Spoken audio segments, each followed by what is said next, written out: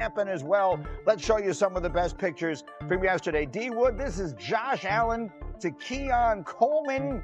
A little touchdown action in the preseason training camp. Is this the year, finally, Josh Allen and the Bills get over the top? Did Patrick Mahomes retire? No, okay, I'm going with Mahomes right here. The Kansas City Chiefs are better this year. I'm not betting against Patrick Mahomes. Hello. I'm confident that if Mahomes had retired, I would have led with it. I don't think so. Game on. Let's go to the Giants camp. How about Russell Wilson to Malik Neighbors? If I told you the Giants are going to be much better than most people are projecting, would you laugh at me? Most people project, yeah, I don't think they're going to be very good. I think their defense has improved. I think Russell, I expect him and Neighbors to have a good relationship and good production. But have you seen their schedule? Yeah, I think it's still going to be tough sledding. Schedule is tough, and part of it is the division. Let's stay in the division. Harry, let's look at Dak Prescott and C.D. Lamb. When last seen healthy, these two guys were tearing up the league. Will this offense return to that kind of form? 1,000%, like a baby needs a bottle, Greeny. And the last time we seen Dak Prescott in his greatest form, it was third in the National Football League in passing with over 4,500 yards, 36 touchdowns, and just 9 interceptions. The Dak attack is back. And we'll see just how good it winds up looking. If you want to hear confidence, let me play you C.D. Lamb yesterday. Extremely confident about what this Dallas offense is going to be this season, sending out a warning to the entire NFL. I feel like the league knows what happens when I'm healthy and I have Dak for a whole season. But if you don't, I will happily show you what it's going to be like this year. Honestly, I'm a dominant receiver. I don't like to speak highly of myself, but I can't wait to show you guys. Okay. I'm the best you ever seen, but I ain't going to say too much. I don't want to talk about it, but I'm the best. May I just say, wide receivers are my favorite people in the entire world. Because in consecutive seconds or sentences that were not divided even by a breath, he said, I'm a dominant receiver. I don't like to speak too highly of myself. Well, and I love everything about C.D. Lamb, and I love that confidence because to play that position, to walk around with that pizzazz, you have to feel like that about yourself. Very different from offensive linemen. Yes, they're like the offensive line is polar opposites. But you know what? I love it, though. I love that. Let me show you just how good these guys were when last they were together. 2023, the last time Dak stayed healthy. He had a career season. He was the first Cowboys quarterback since Roger Staubach to lead the league in passing touchdowns.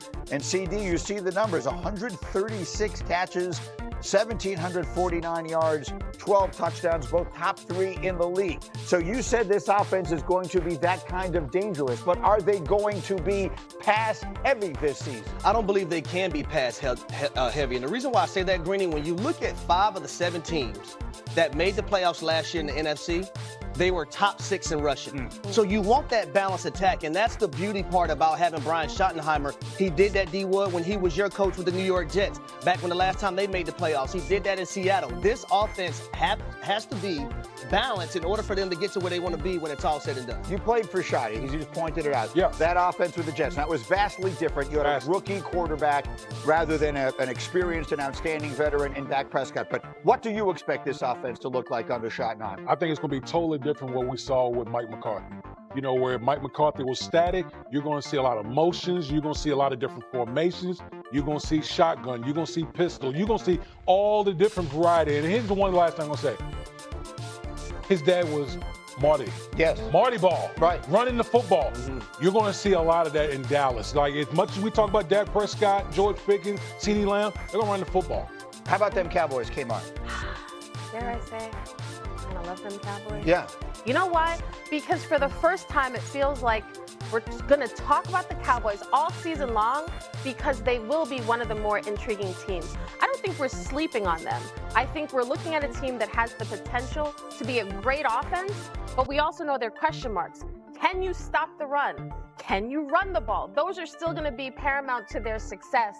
But if you're not excited about George Pickens and C.D. Lamb, one of the most dynamic, outstanding wide receivers we have. I don't want to. He doesn't like to talk. I don't want to speak too much about that.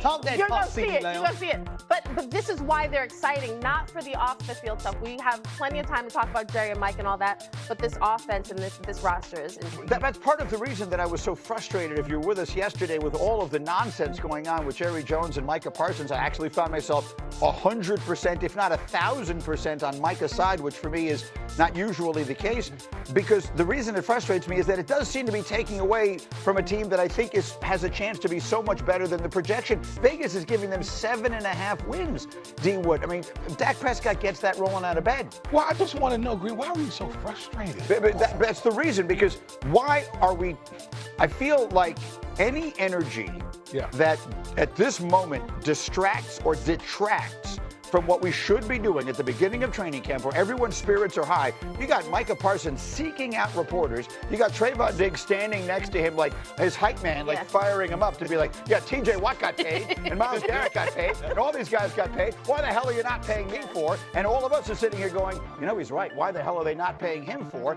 I feel like that, I don't know if it'll wind up hurting them this season, but it can't help, and there's no reason for it. Here's what I want to say. This is what I know about the Dallas Cowboys. Number one, they pay their stars. Right. We paid 2 off seasons ago. We were literally every day talking about when is Dak going to get paid? When is Dak going to get paid?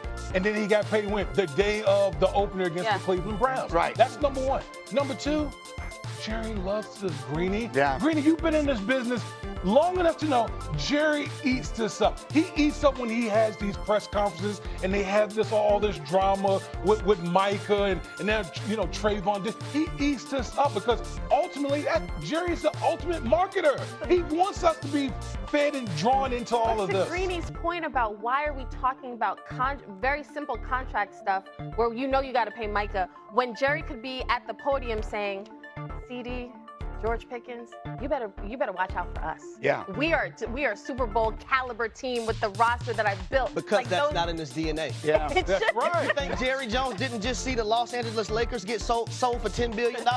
And the Cowboys right now are worth 10.1. Oh, we got to up the ante.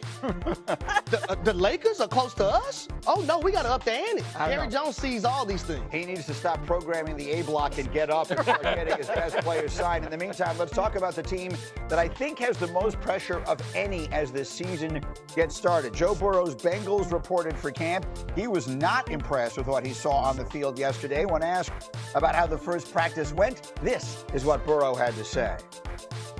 Poorly. Why do you think that was why was that guess? It's just usually how it goes. For the first day, we got a lot to clean up, but we got a lot of time, so.